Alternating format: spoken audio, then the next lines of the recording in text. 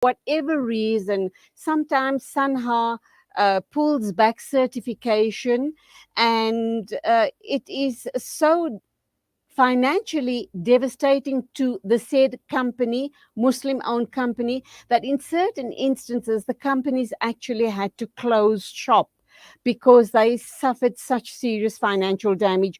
We hope and pray, inshallah, that this does not come to pass with future retraction of halal certification issues. And we are here this morning to speak to Baboo Essa to give us perspective on the reason why this cancellation happened. But inshallah, we will also give SANHA right of reply on tomorrow morning's show. So, Baboo Essa, assalamu alaikum, welcome to the program. Wa alaikum salam wa rahmatullahi wa barakatuh. Undoubtedly, you have come across all of these tweets and messages on Islamic Watchdog Movement site and possibly on other sites as well. It's encouraging to know that people are supporting you as a business, Frimax. You are completely halal, but at the same time, we shouldn't be having a situation like this. What exactly happened between Frimax Foods and SANHA? We on our social media websites and platforms have also put a statement out or a brief out. Islamic Watchdog Movement, I think, took from my social platform and used it, and obviously corrected SANHA in what they were doing. Started off with SANHA putting on their social media network and the SMS burst that they sent out to people that subscribe to them with regards to halal products out there. And it was very intimidating in the sense is that they captured the message with 3 huge alerts on the top with exclamation marks. And they were incorrect in saying that we terminated the contract. Firstly, our relationship with them is approximately 20 years old and was started with the late Solly Mohammadi that was living in Berlin at that time, who approached us and said that at the end of the day, not everybody in South Africa knows that Frimax is Muslim. So it will be beneficial for us to have the SANHA logo. We had this relationship continuing, and if you read my social media website for Frimax, you'll understand what our explanations and what difficulty or claims that we had in the process of going through that. That in 2019, we approached National Independent Halal Trust to become our certification body for Frimax Foods feature-oriented. In that process, we knew it's going to take a while for packaging to change to NIHT. We are 99% from the last year, November, December, 99% already with NIHT. With COVID and unfortunately on the passing of Solly Mohammadi, SANHA were a bit asleep, didn't realize what was happening, and realized very late last year that we were putting NIHT on our packets, and approached us for a meeting. And in the meeting that we had in the discussions with the problems that we did have, they didn't realize that they invoiced us a billing for 1 year, which was already paid. And we had to show them that at the end of the day that we paid them till September 2022. And they left from here. So we told them at the end of the day, you know what, until we run this most 5% of the packaging out, we'll pay you for whatever you want. And you've already taken the money from us. They didn't accept it from us. They said dual certification is not accepted. After a bit of research, we realized that they give dual certification to my competitors, having SANHA and MJC. But for a Muslim-owned company like myself, they refused it. And then we were shocked on Tuesday night, just after Maghrib, of what they did out there. And there was a huge inquiry from the public out there, including families, friends, associates, customers. But we handled it as we could. And then on last night, exactly 24 hours later from this social media post that they had there, we have responded with our social media post out there. And you're right, at the end of the day, I don't think they've expected the backlash that they received on their own post that they required. I don't think they had any much as much reaction before, like what they received on the Frimax website. They had no right. They've been paid till September this year. And they write over there that we've terminated it with them. It's not us. If we paid till September this year, we didn't need to give that alert out with the way you posted it out there.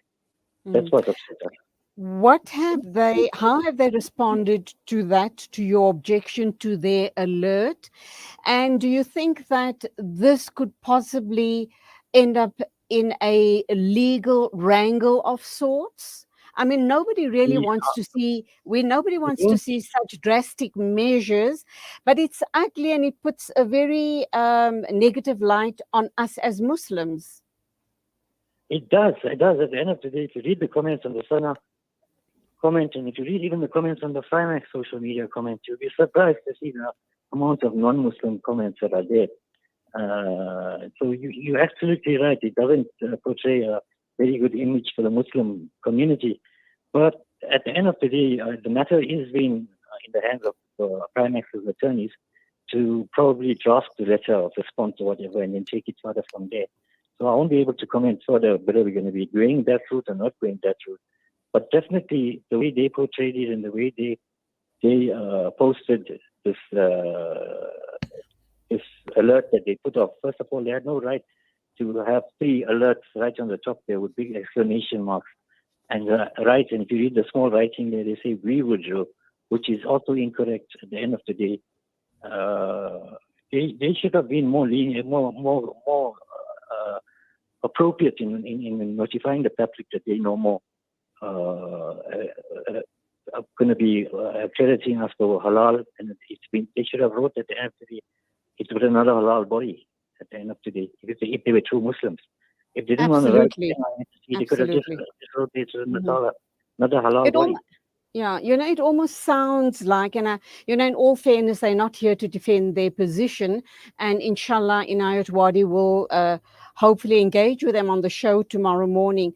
But it's almost as if bodies like these, that the moment a Muslim-owned business or a business want to do away with the halal certification for whatever reasons, it might also be financial issues. Maybe they feel, and very especially for smaller businesses, they feel it's too expensive to go this route to be halal certified, even though they are running a genuine halal operation. They just feel that the business can't sustain it.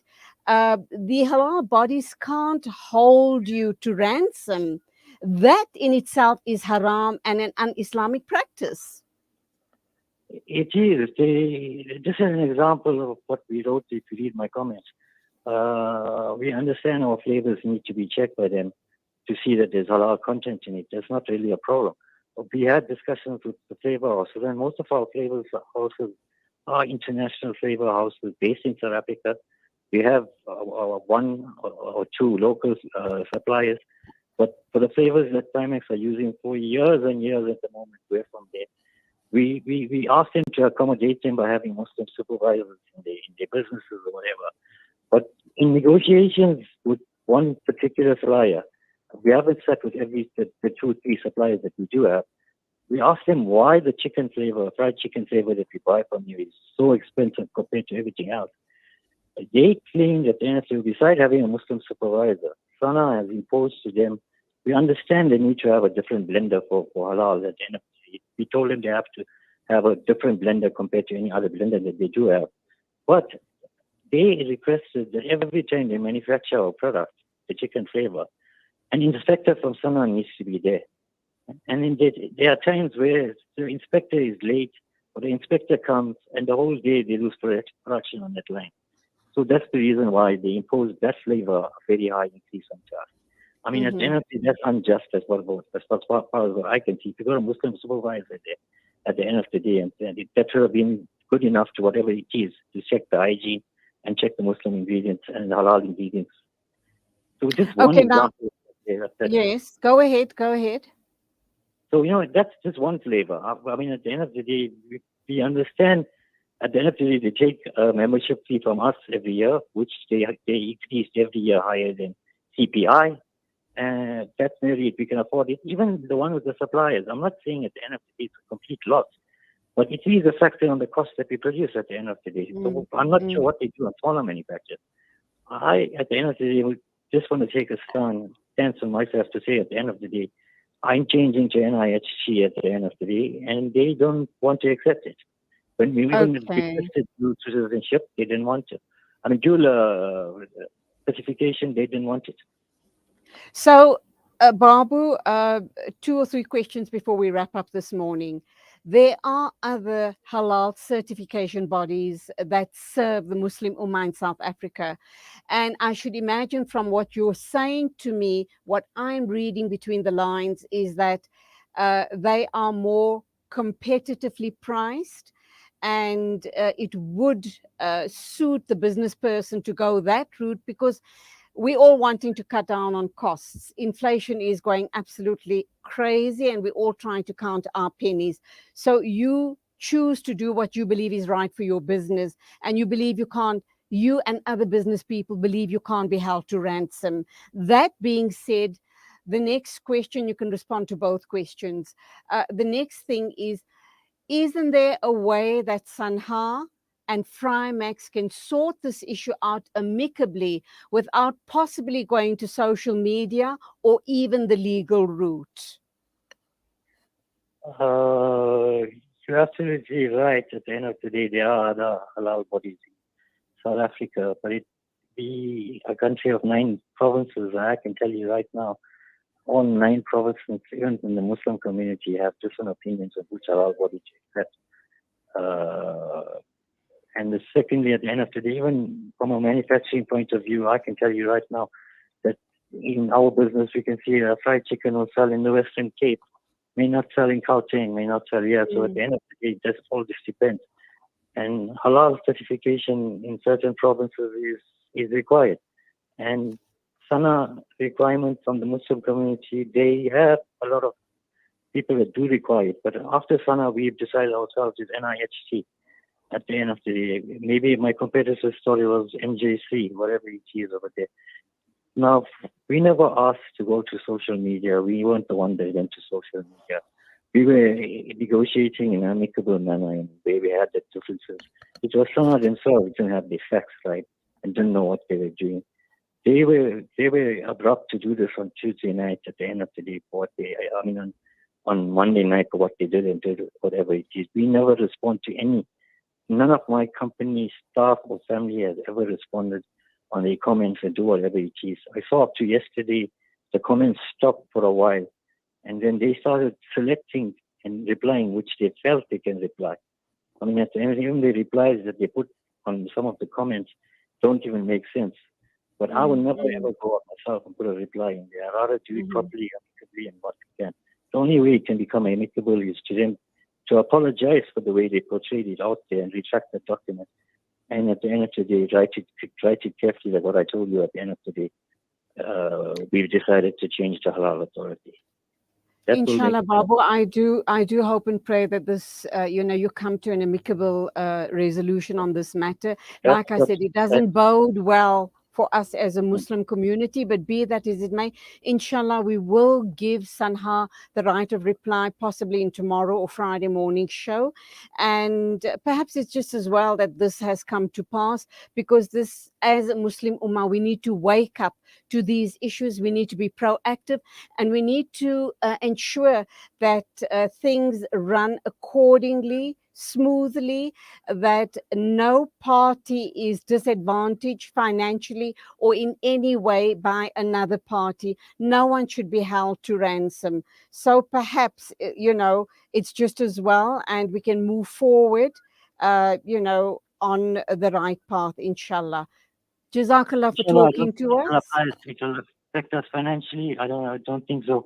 On a subtle note, I should tell you at the end of the day, if you look at the comments, and a few of our customers told us that we got free advertising, which we didn't request from them anyway. At the end of the day, at the end of the day, they've done whatever they've done. At the end of the day, the fact that they put that thing in such harsh terms of the alerts, whatever, they need to rectify the situation and correct and give correct information to the Ummah that they won't be accrediting us from September this year, because they've been paid till September. The remark they put in that we decided to withdraw is wrong anyway, and that should Inshallah, be fine. yeah. Okay. Inshallah, you can come to an amicable resolution on this matter. Go well, and we will be following this pretty closely. Assalamu alaikum to you for your time. Alaikum salam wa rahmatullahi wa barakatuh. That was Baboo Essa, the CEO of Frimax Foods, Frimax Products. They're based in KZN, and talking about the issue or the conflict between them and SANHA regarding withdrawal of SANHA certification. Just visit Frimax's website and SANHA's as well to get a deeper understanding of what's going down here. Thank you for being with us this morning. It is 16 after 10 o'clock. A big thank you to my producer, Nasri Naidu. Take care. Please follow the COVID protocols, and be careful on the roads as well. Till Monday morning at the same time as always. Thank you for your time. Inayat Wadi will be keeping you company tomorrow and Friday morning. Assalamu alaikum and Khuda Hafiz from me.